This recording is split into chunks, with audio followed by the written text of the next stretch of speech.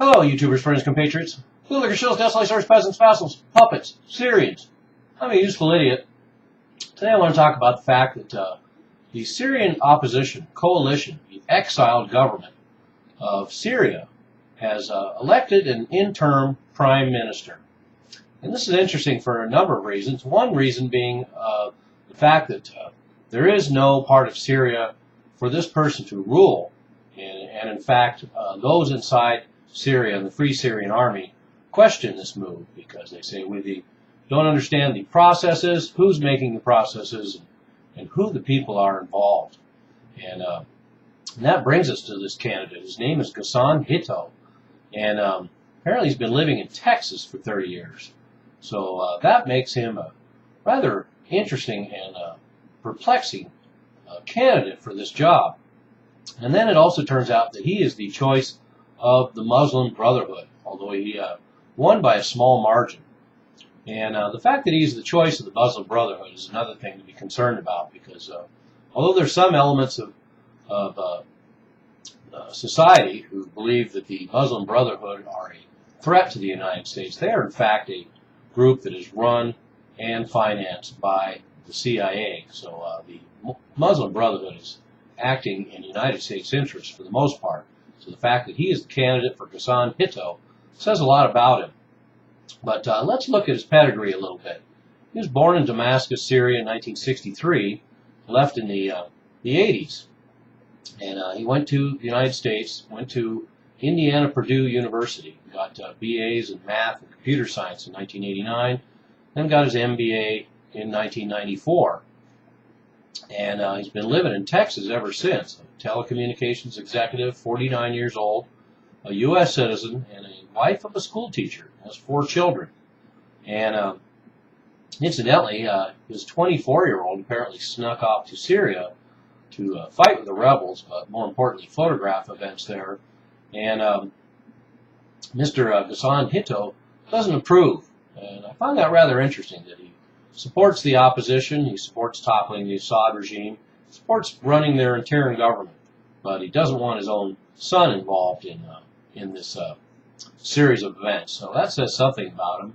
And he is of Kurdish descent, which I find rather fascinating. So as an interim candidate, or the interim prime minister, because he's no longer the candidate, this would be interesting to see how he helps develop the autonomy of the Kurdish population in Syria.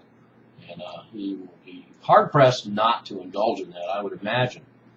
But here's a man who rose to prominence only in the last 2 years through recent efforts to improve the delivery of humanitarian aid to Syria. And yet, here's a guy who's lived in Texas for 30 years, involved in humanitarian aid the last 2 years, and is now going to be the interim prime minister of Syria. This man sounds like a puppet, and undoubtedly a puppet. And the United States has picked their first puppet. And a lot like Karzai of Afghanistan, who is a former oil executive and finds himself in the seat of power of a new government in a chaotic country. So Mr. Ghassan Hitto seems to be doing the political thing right off the bat. He called for a government of, quote, institutions and law that would be accountable and transparent, unquote. And I applaud his efforts to bring that to the new Syrian government, because we're still having a struggle with that here in the United States, having a government that's of institutions and law that would be accountable and transparent. But good luck with that, Mr. Hitto. So anyway, there's the story on this guy, and rather interesting development.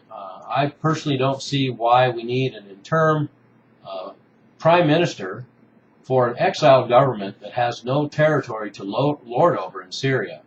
But theoretically, this will create the framework by a lot more aid can be given to Syria.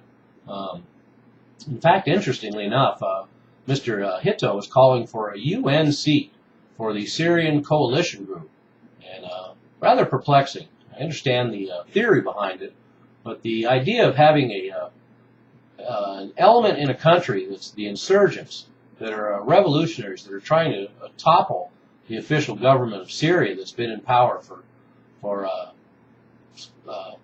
4 to 5 to 6 decades to have their seat replaced in the UN by the rebel group is an interesting precedent to set, and hardly seems like that's kosher. But anyway, so there we have it. Syria has a new puppet. Let's keep an eye on him and see what develops, because it's not off to a good start. I'm a useful idiot. Don't you be one too.